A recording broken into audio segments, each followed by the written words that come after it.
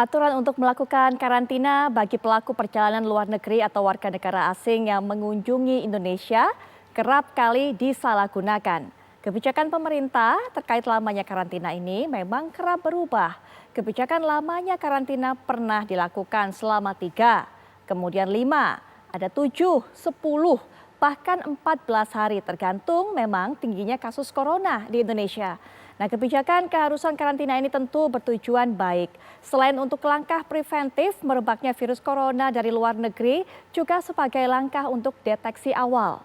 Namun, belakangan kerap kali terjadi penyalahgunaan yang dilakukan oleh mafia karantina.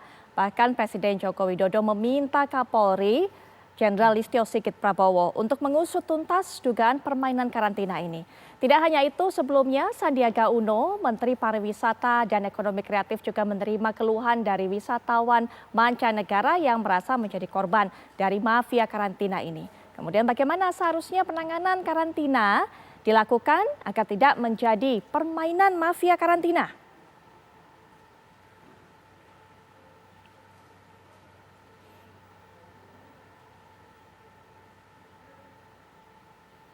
Pemirsa, memang akhir-akhir ini semakin banyak, semakin merebak kita baca kesaksian ataupun juga cerita kisah dari para turis ataupun juga warga negara asing yang datang ke Indonesia. Permasalahannya adalah masalah karantina. Tadi sudah sempat saya singgung, yang terakhir ataupun juga yang baru-baru ini kemudian kita ketahui bersama menjadi viral adalah salah satu pengaduan dari turis asal Ukraina kepada Menparekraf, Menteri Pariwisata dan Ekonomi Kreatif Sandiaga Uno. Mungkin bagi yang Anda yang belum tahu apa unggahannya ataupun apa yang diadukan oleh turis ini, saya bisa persingkat atau saya bisa simpulkan, yaitu bahwa ini ada turis Ukraina yang datang ke Indonesia, rencananya akan menuju ke Bali. Ia datang bersama anaknya, anak perempuannya berusia 6 tahun. Kemudian ia melakukan karantina sesuai dengan prosedur di sebuah hotel. Ketika hari terakhir, kemudian seperti biasa memang syaratnya sebelum keluar ini harus tes PCR terlebih dahulu untuk memastikan bahwa memang masih negatif mereka ini yang sudah menjalani karantina. Tapi ternyata hasilnya positif karena merasa tidak mengalami gejala, tidak merasakan sakit apapun. Kemudian turis asal Ukraina ini mengusulkan untuk bisa memeriksakan atau mendapatkan tes PCR di laboratorium lainnya, di rumah sakit lainnya untuk sebagai perbandingan. Agar mungkin diharapkan adanya hasil berbeda dibandingkan dengan hasil PCR yang didapatkannya di masa karantina. Tapi ternyata dilarang, tidak boleh. Sehingga kemudian ia juga disuruh untuk bisa menjalani masa karantina yang lebih lama lagi dan mengeluarkan uang juga yang pastinya lebih banyak lagi. Kemudian memang kasusnya sudah diselesaikan karena semenjak mengadukan kepada Menparekraf langsung kemudian ditangani oleh tim Menparekraf. Tapi kemudian ada juga kasus-kasus lainnya. Bagaimana upaya penyelesaiannya? Dr. Yusuf Kristianto selaku pengamat ataupun juga ahli kesehatan masyarakat ini sudah hadir bersama saya, nanti juga akan memberikan tinjauannya. Assalamualaikum warahmatullahi wabarakatuh. Selamat malam Dr. Yusuf. Mbak Putri. Bagaimana kabarnya? Salam sehat, sehat selalu. Baik, kita juga akan sajikan kepada Anda pemirsa ini data dan fakta mengenai kasus-kasus mafia karantina yang terjadi di tanah air. Nah, ini beberapa permainan karantina. Ini ada warga negara Indonesia dari India lolos karantina. WNI ini berinisial JD, datang dari India melalui Bandara Soekarno-Hatta, lolos karantina dengan cara membayar sejumlah uang yang mengaku sebagai pegawai bandara. Artinya orang yang meminta uang ini yang menyediakan fasilitas untuk bisa lolos itu adalah kabarnya pegawai bandara. Kemudian kita lihat juga ini April 2021 ada 7 warga negara India bisa lolos juga karantina dibantu joki dan oknum protokoler AP2. 7 WNI atau 7 warga negara India ini masuk ke Jakarta melalui Bandara Soekarno-Hatta, lolos dari prosedur karantina dan menggunakan joki hingga oknum protokoler. Kemudian ada kasus lagi lainnya, memang panjang sekali rentetan kasus dari mafia karantina ini. Karantina Rachel Fenya ini juga yang menjadi salah satu yang viral dan populer. Rachel dan 2 rekannya bebas dari proses karantina sepulang dari Amerika Serikat melakukan suap sejumlah uang ke beberapa oknum petugas. Kasusnya juga sampai pada tahap persidangan. Kemudian pada September lalu dugaan jebakan karantina wisatawan Ukraina.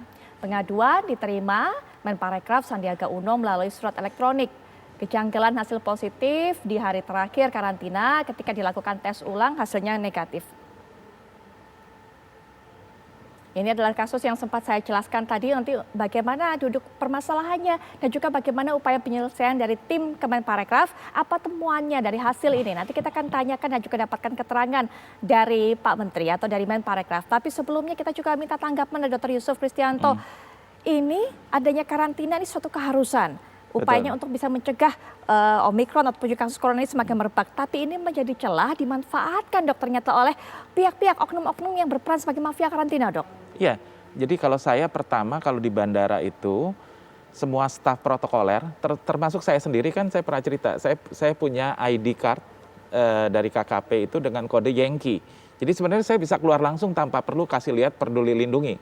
Tetapi saya terbiasa untuk melapor pada petugas KKP yang ada di bandara. Itu berarti rasa hormat saya untuk menghargai tugas mereka.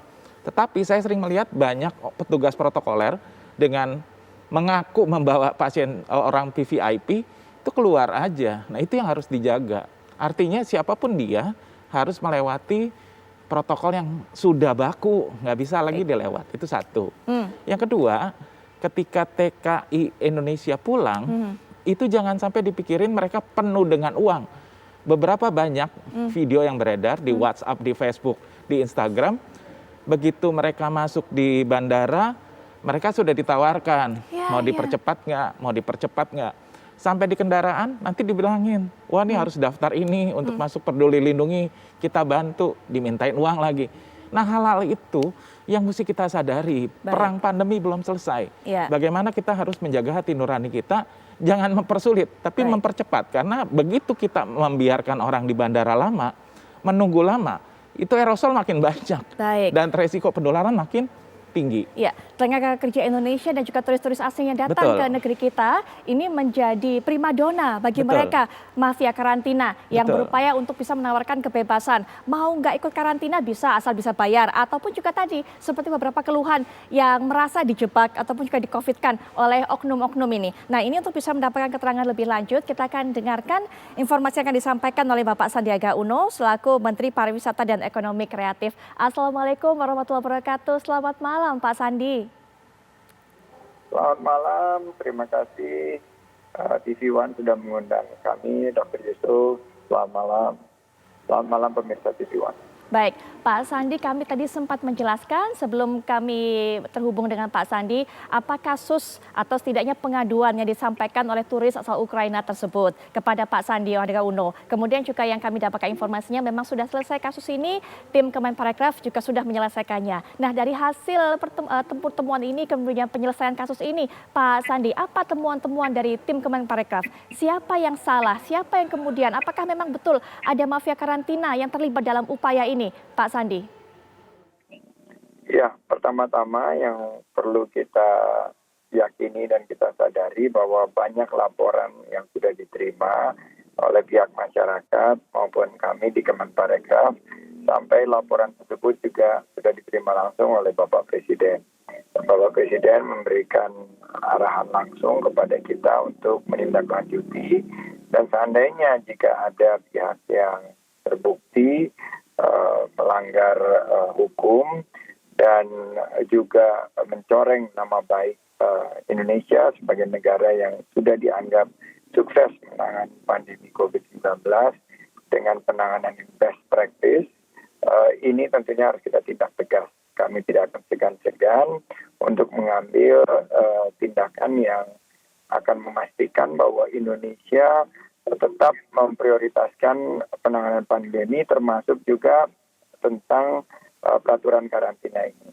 Nah, laporan-laporan yang kami terima ini banyak yang terus dianggap sebagai hanya miskomunikasi dan mispersepsi dan biasanya tidak ditindaklanjuti.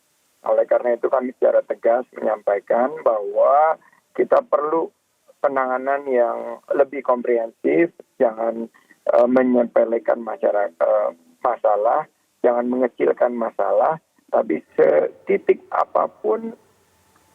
apapun potensi terjadinya pelayanan yang tidak prima terhadap wisatawan, apalagi pelaku perjalanan luar negeri ini perlu tentunya kita perbaiki dan kita koreksi.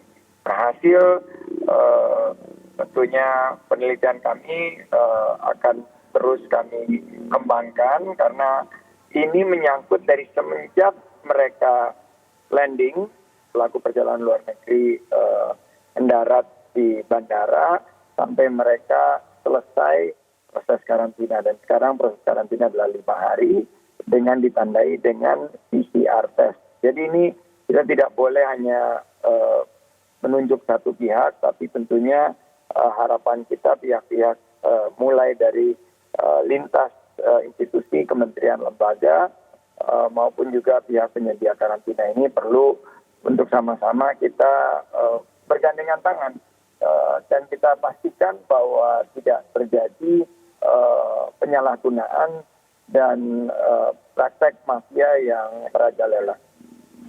Ya, Pak Sandi, sebenarnya yang bertanggung jawab mengenai pemeriksaan bagi mereka orang-orang yang ada karantina dulu di hotel, ini sebenarnya adalah masuk ranah dari pihak hotel tersebut atau memang ada petugas kesehatan yang kemudian ditempatkan di hotel tersebut dan dialah yang bertanggung jawab dan juga melakukan pemeriksaan mengenai hal ini. Ini mungkin ada miskomunikasi atau mungkin juga masih ada kebingungan mengenai hal ini, Pak Sandi?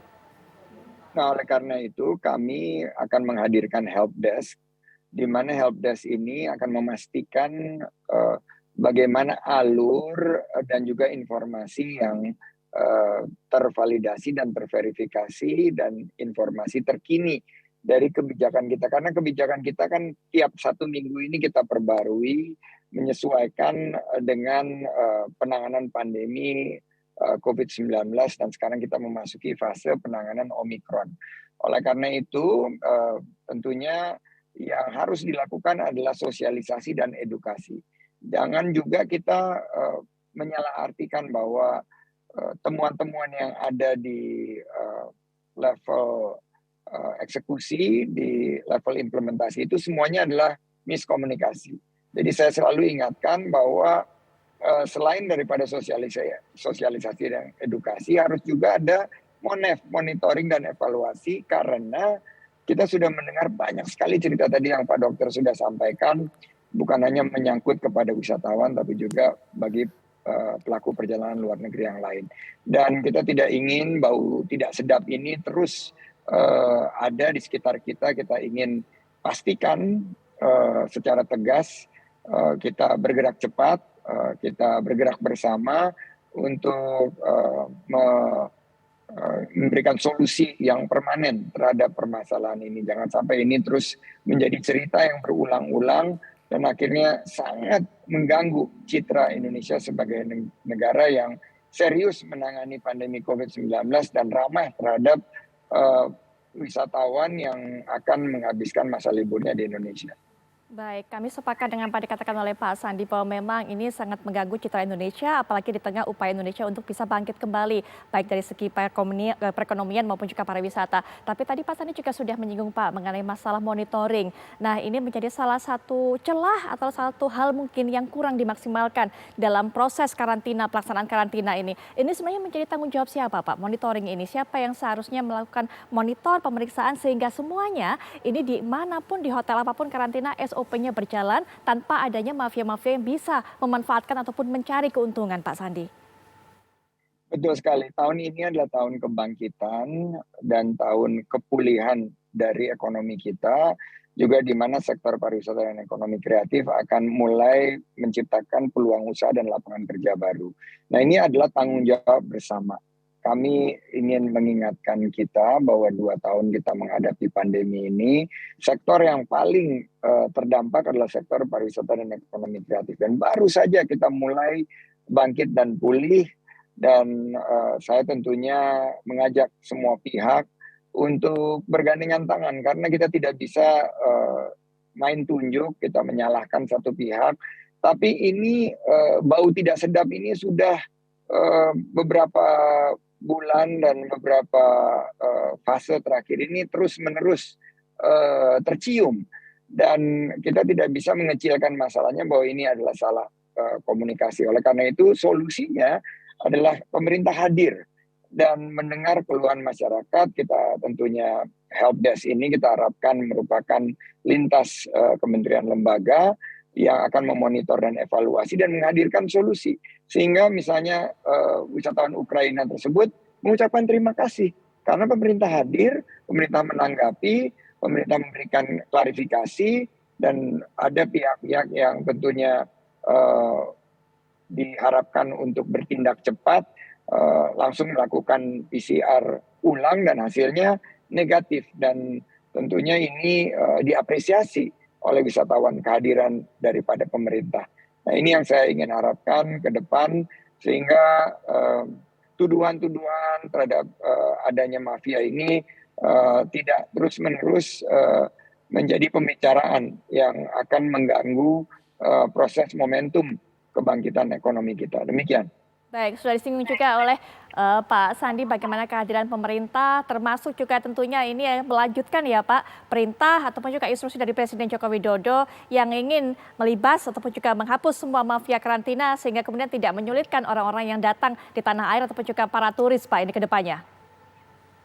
Ya, Pak Presiden sudah sangat terusik dengan berita-berita ini, dan beritanya jelas, sikat habis, sapu bersih, sehingga kepulihan dan kebangkitan ekonomi kita dan juga tentunya persiapan kita menghadapi G20, MotoGP tidak akan menghadapi kendala diakibatkan oleh praktek-praktek yang tentunya sangat mencoreng citra dan reputasi Indonesia ini.